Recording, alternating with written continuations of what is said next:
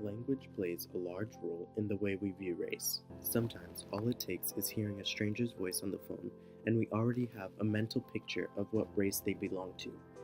With that being said, language and racism have inseparable ties, and it is crucial that we are all aware of its negative effects in society. Linguistic discrimination is the unfair treatment of someone based on the way they use a language, such as accents, syntax, or vocabulary size. Linguistic discrimination is just another tool that is being used to divide people even further than they already are. But unlike skin color, religion, gender, it is based on how we speak, which words we use, how we use them, our sentence structure, and how we say them. Coming to college, I have faced linguistic discrimination many times, and I have been told that my pronunciation of words I say are wrong. Many of my American classmates would oftentimes look at me differently because of how I chose to say a word, or where I chose to put that word. I was born in Trinidad, so their form of English is very different to America's.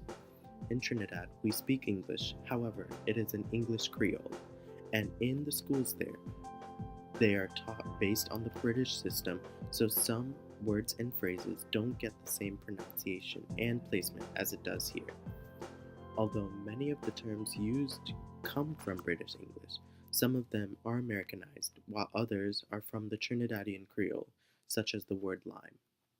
In British and American English, this is a word used for a green citrus fruit, but in Trinidad, we use it to mean hang out or to chill. In linguistics, a Creole is simply a stable natural language created from the mixing of two different parent languages. There are also many words that can be broken or improper, such as contractional words that like don't, can't, or won't. These words in Trinidadian English become don't, can, or will.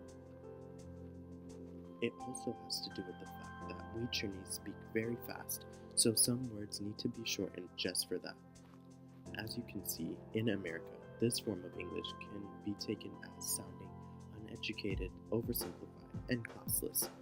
This is where discrimination and race come into play. As stated before, I have been frowned upon based on my syntax and word pronunciation.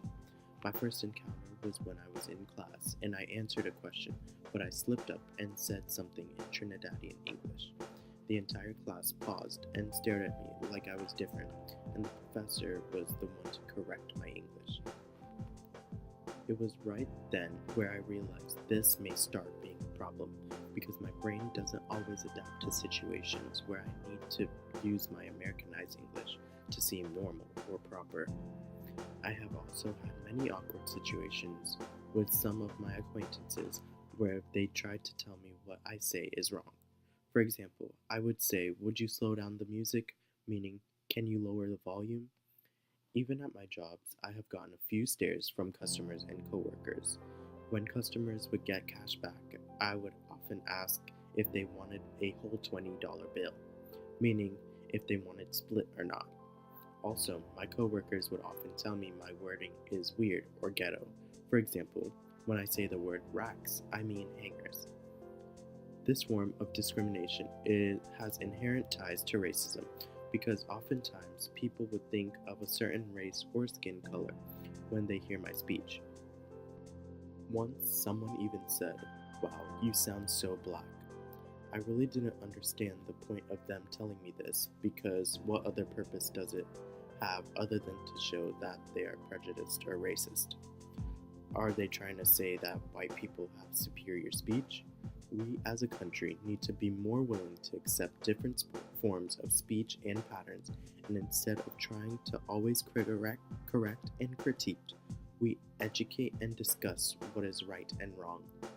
Sometimes, when I am corrected too much, I feel like my voice is being used as a curse to society.